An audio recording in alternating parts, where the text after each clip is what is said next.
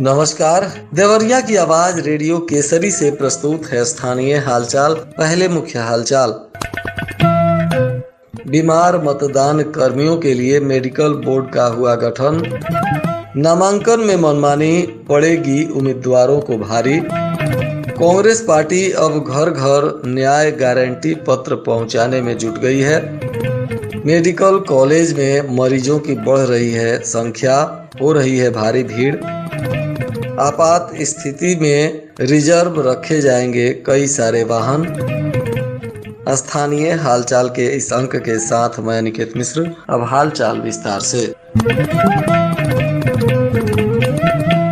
जनपद के सीडीओ प्रत्युष पांडे ने बताया कि विकास भवन के गांधी सभागार में बैठक की गई, जिसमें मेडिकल बोर्ड का गठन किया गया है। इसमें दिव्यांग अथवा गंभीर रूप से बीमार मतदान कार्मिक अपने समस्त मेडिकल साक्ष्यों सहित मेडिकल बोर्ड के सामने उपस्थित हो सकते हैं। मेडिकल बोर्ड की संस्तुति के उपरांत ही निर्वाचन संबंधित ड्यूटी से उनके नाम को हटाने पर विचार किया जाएगा। लोकसभा चुनाव को लेकर प्रशासन ने तैयारियां जोर शोर से शुरू की हैं। बताया जा रहा है कि नामांकन में नेताओं और कार्यकर्ताओं की मनमानी प्रत्याशियों पर भारी पड़ सकती है। 7 मई से कलेक्टेरिएट में नामांकन की प्रक्रिया शुरू होगी। वाहनों पर निगरानी के लिए 2 दर्जन से अधिक कैमरे लगाए गए हैं। यह कैमरे पेड़, पोल और दुकानों के साथ ही कुछ घरों पर भी लगे हैं। प्रमुख दलों के प्रत्याशियों के नामांकन जुलूस में जिले की लगभग सभी विधान सभाओं से कार्यकर्ता पहुंचते हैं। इस भीड़ को नियंत्रित करना प्रशासन के लिए बड़ी चुनौती होती है और इसी को देखते हुए प्रशासन ने इस बार सख्त तैयारी की है। पर्चा दाखिला में आने वाले लोगों की नजर ना पड़ सके, इसके लिए सड़क के किनारे पेड़, पोल, दुकान और घरों के बाहर कैमरे लगा दिए गए हैं। कांग्रेस पार्टी ने कार्यकर्ताओं को चुनावी जीत का मंत्र देते हुए क्षेत्र में घर घर मतदाताओं के बीच अपना गारंटी पत्र देने का निर्देश जारी किया है। कांग्रेस का एक कार्यकर्ता पार्टी के न्याय योजना गारंटी पत्र को घर घर जाकर पहुंचाने का काम करेगा। कांग्रेस हर परिवार के महिला मुखिया को साल में 1 लाख रुपए देने का काम करेगी, जिससे कि उनकी आर्थिक स्थिति मजबूत हो। प्रदेश महासचिव अवधेश सिंह ने कहा कि कांग्रेस सत्ता में आते ही अग्निवीर योजना को बंद कर नौजवानों को पूर्ण रोजगार देगी। प्रति वर्ष 30 लाख नौकरी युवाओं और बेरोजगारों को देगी। इसके पहले भी कांग्रेस ने जो कहा वह किया है। किसानों का 72,000 करोड़ रुपए माफ किया जाएगा। इस बार भी कर्ज माफी की जाएगी।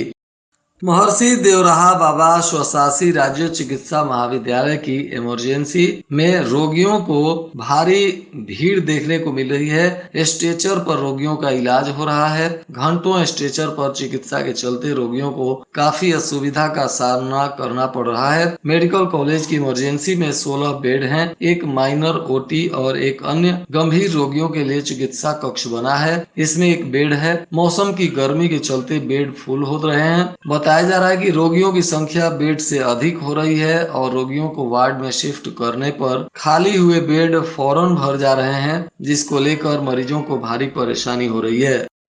यात्रियों के लिए पहले ही परेशानी कम नहीं थी, अब प्राइवेट वाहनों को भी लोकसभा चुनाव के दौरान रिजर्व में रखने की कवायद चल रही है। इससे 30 मई से लेकर 2 जून तक यात्रा करने वाले लोगों को परेशानी हो सकती है। लोकसभा चुनाव के लिए ARTO कार्यालय वाहनों की व्यवस्था करने में जुटा हुआ है। जिले में करीब 1100 वाहन हैं, जिनमें 550 भारी वाहन और 550 हल्के वाहनों की आवश्यकता प्रशासन को हो रही है। पुलिस वाहन स्वामियों को गाड़ी चुनाव में भेजने के लिए नोटिस तामीला करा रही है।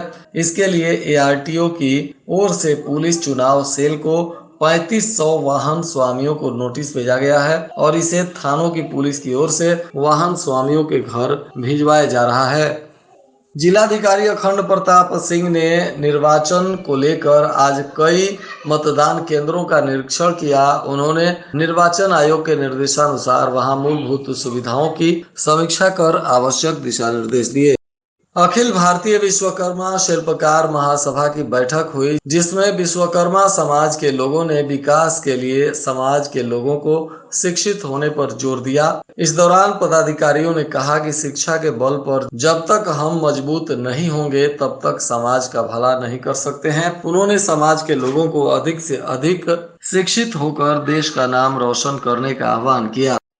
जिले के विद्यालय निरीक्षक ने वर्ष 2024-25 के लिए शैक्षणिक कैलेंडर जारी कर दिया है। इसमें माध्यमिक विद्यालयों को एक वर्ष में 220 दिन कक्षा चलाने का निर्देश है।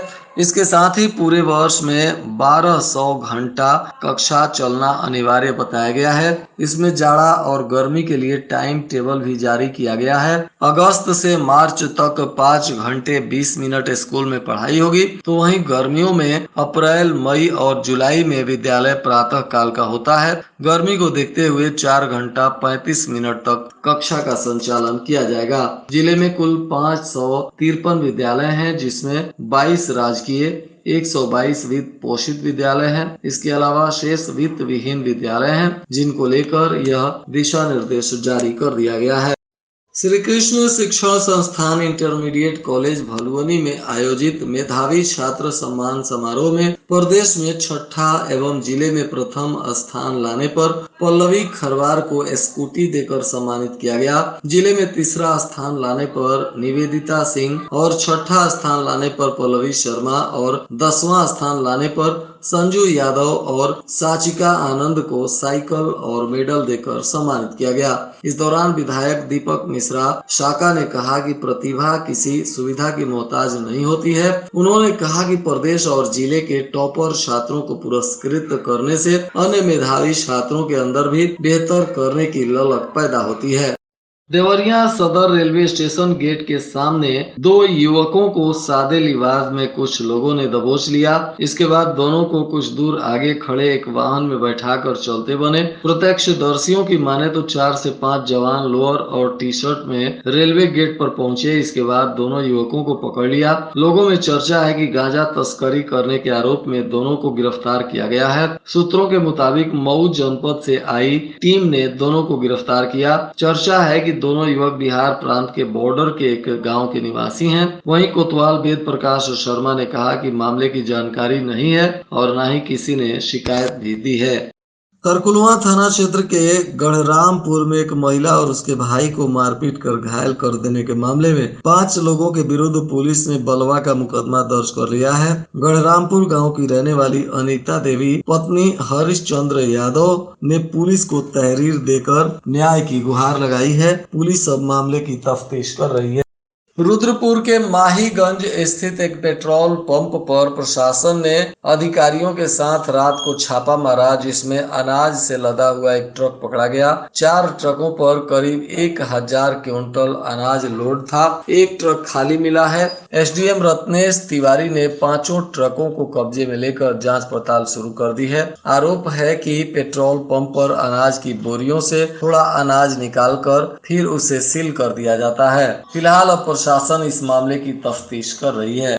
भलुवनी क्षेत्र के गड़ेर चौराहे के पास बदमाशों ने पीछा करते हुए एक शख्स से उसकी मोटरसाइकिल छीन ली। बताया जा रहा है कि वह किसी मांगलिक कार्यक्रम में शामिल होकर गांव आ रहा था, तभी बदमाशों ने घटना को अंजाम दिया। पुलिस ने अब इस मामले में भलुवनी थाना क्षेत्र के बडीहा चंदन निवासी धनंजय विश्वकर्मा पुत्र विष्णुदेव के बयान पर मामला दर्ज कर मामले की तफ्तीश शुरू कर दी है। और आज के मौसम का तापमान देवरिया में न्यूनतम 25 डिग्री सेल्सियस और अधिकतम 41 डिग्री सेल्सियस रहने की संभावना है। अंत में मुख्य हालचाल एक बार फिर। बीमार मतदान कर्मियों के लिए मेडिकल बोर्ड का हुआ गठन। नामांकन में मनमानी पड़ेगी उम्मीदवारों को भारी। कांग्रेस पार्टी अब घर घर न्याय गारंटी पत्र पहुंचाने में जुट गई है। मेडिकल कॉलेज में मरीजों की बढ़ रही है संख्या, हो रही है भारी भीड़। आपात स्थिति में रिजर्व रखे जाएंगे कई सारे वाहन। इसके साथ ही रेडियो केसरी से प्रसारित स्थानीय हालचाल का यह अंक समाप्त हुआ। नमस्कार।